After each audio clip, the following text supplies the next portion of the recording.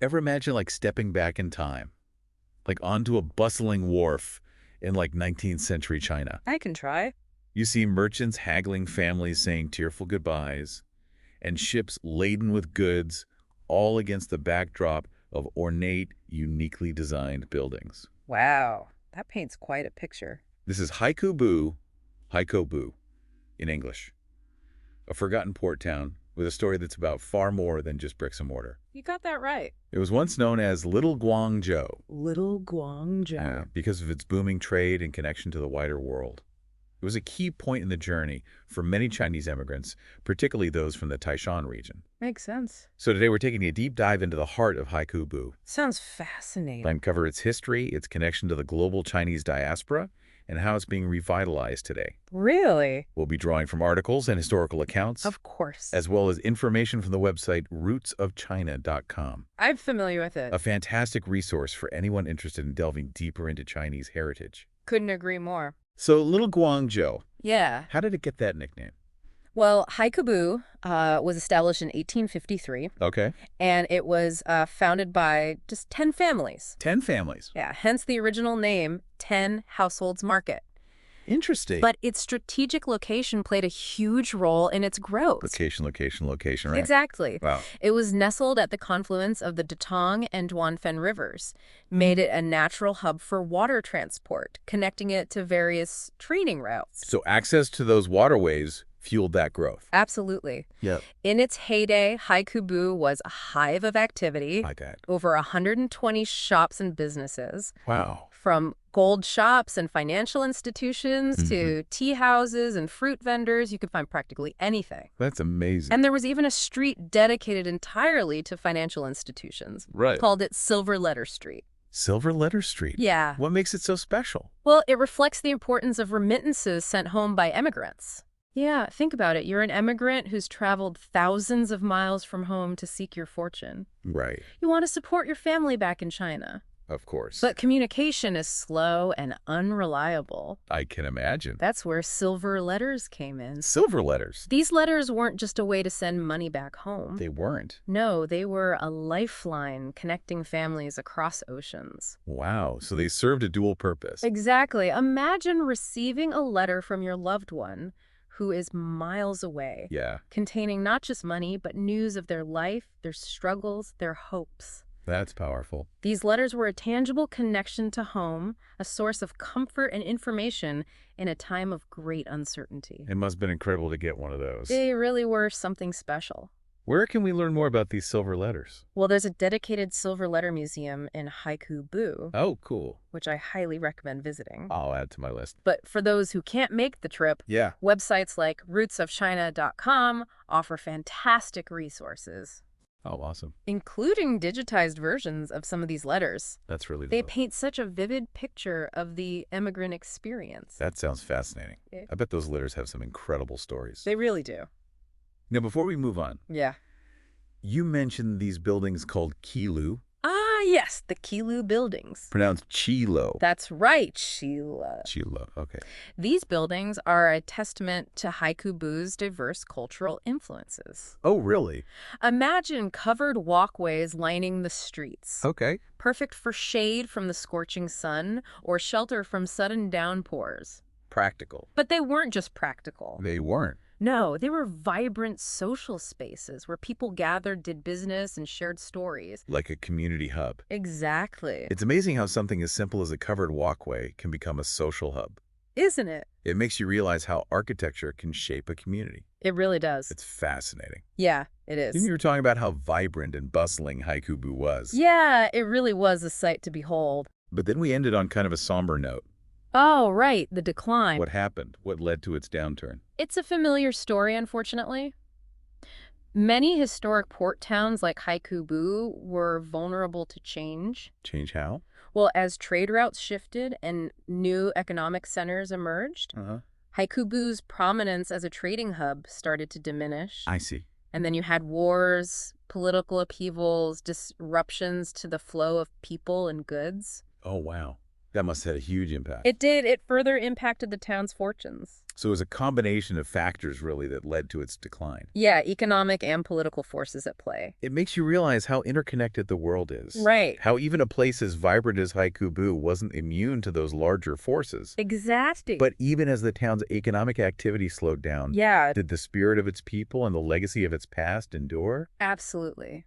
Even in its quieter years, Haikou Bu held on to its unique charm. I'm glad to hear that. The Qilu buildings, the silver letters, Yeah. they stood as testaments to a bygone era. You mentioned the silver letters. Right. I'm curious, did they play a role in Haikou Bu's decline? That's a great question. As immigration slowed down, wouldn't that impact the flow of those letters and the remittances they carried? You're absolutely right. As immigration patterns changed and new destinations emerged, the volume of silver letters passing through Haikou Bu probably decreased. Okay. But remember, those letters weren't just about money. Right. They were a lifeline of communication, a way for families to stay connected across vast distances. So their significance went beyond just the economic factors. Precisely.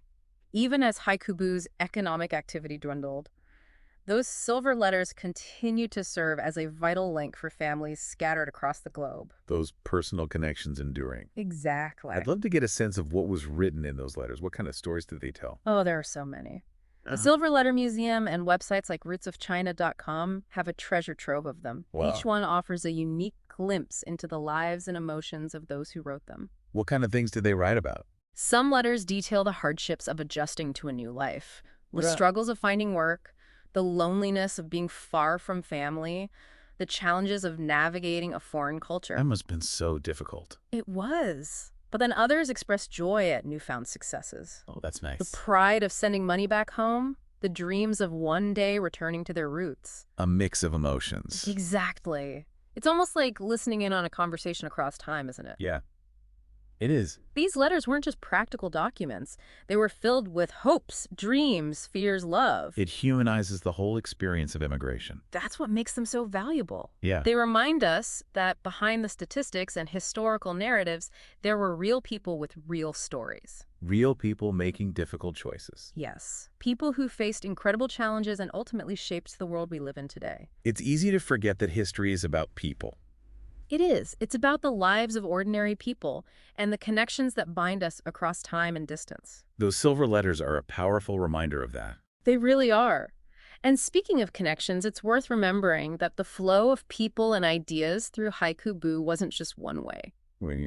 While many left in search of a better life, some returned bringing with them new experiences, skills, even wealth. So even as Haikou Bu experienced a decline, there was still this sense of exchange, this back and forth. Absolutely. And that exchange wasn't just limited to people. It wasn't. Remember those incredible Qilu buildings? Of course. They're a physical manifestation of that cultural fusion. Oh, right. Those covered walkways weren't just practical. They became gathering places where stories were shared, news was exchanged, ideas were debated. Like a living history. Precisely. And that's why their preservation is so important. They're not just architectural marvels. They're not. They're repositories of history, tangible reminders of a time when Haikou Bu was a thriving crossroads of cultures. It's amazing how architecture can weave together stories of people, place, and time. It really is. Those Qilu buildings are like silent storytellers just waiting for us to listen. I love that analogy. And as we listen to their stories, we gain a deeper understanding not just of Haikou Bu's past,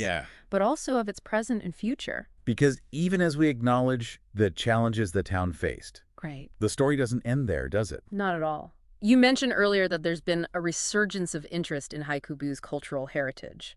I did. So it's not just a forgotten relic of the past. Not at all. In Oh. fact, it sounds like there's a growing movement to preserve and revitalize Haikou Bu, You got it. to celebrate its unique history Mhm. and share its story with the world. Exactly. And that's what we'll be diving into in the final part of our exploration. It sounds like Haikou Bu is getting a new lease on life.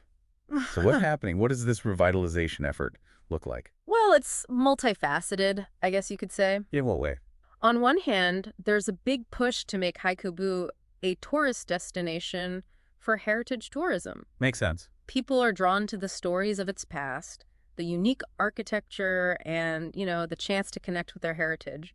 Right, but it's got to be more than just sprucing up the place for tourists, right? Oh, absolutely. It goes much deeper than that. So what's the deeper purpose? It's about really understanding what makes Haikou Bu unique, preserving its cultural authenticity and making sure its legacy is passed down. It's a big responsibility. It is. A key part of this is the restoration of those Qilu buildings. We've talked about them a lot, but I'm curious, what's it actually like to walk down a street lined with Qilu for someone who's never seen them? Imagine walking down a narrow street with sunlight filtering through the covered walkways. Okay. You're surrounded by vibrant colors, freshly painted facades, intricate details on the balconies, and echoes of footsteps on the smooth stone floors. Sounds magical. It's like stepping back in time, but there's this vibrancy, a pulse. Wow, you're really selling it. Uh-huh. But it's not just about the outside appearance, right? Right? What about the stories within those walls? How are those being preserved? That's where places like the Silver Letter Museum come in. Ah, yes. They don't just display old letters. They weave together personal narratives with the broader history of Haikou Bu and the Chinese diaspora. That's incredible. Visitors can read excerpts from letters, hear oral histories from descendants, and trace the journeys of families across continents. Sounds like a powerful experience. It really is. What about the people who live in Haikou Bu today? Are they involved in all of this? That's so important in any heritage project, empowering the local community, giving them a voice. For sure. And that's happening in Haikou Bu. Residents are involved in the restorations, they share their family stories, and some have even started businesses catering to visitors. It's wonderful that they get to be a part of it. It is. It's a true partnership between those who want to preserve the past and those living in the present shaping the future. But I imagine there must be challenges. Of course. Balancing tourism with authenticity, making sure everyone benefits from development and managing cultural heritage, it's a lot. It sounds like Haikou Bu is on quite a journey.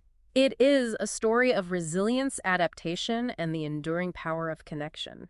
As we wrap up this deep dive into Haikou Bu, what's the one thing you hope listeners take away? I think it's the realization that even seemingly small forgotten places can hold profound stories. Stories that connect us to our past, illuminate our present, and inspire our future. Well said. If you ever have the chance, visit Haikou Bu. If not, explore websites like rootsofchina.com and delve into Chinese heritage. You never know what you might find. That's some great advice. What a journey this has been. From bustling port town to cultural touchstone, Haikou Bu reminds us that the past is never truly gone. It's a part of who we are. So keep exploring, keep asking questions, and keep those deep dives going. Until next time.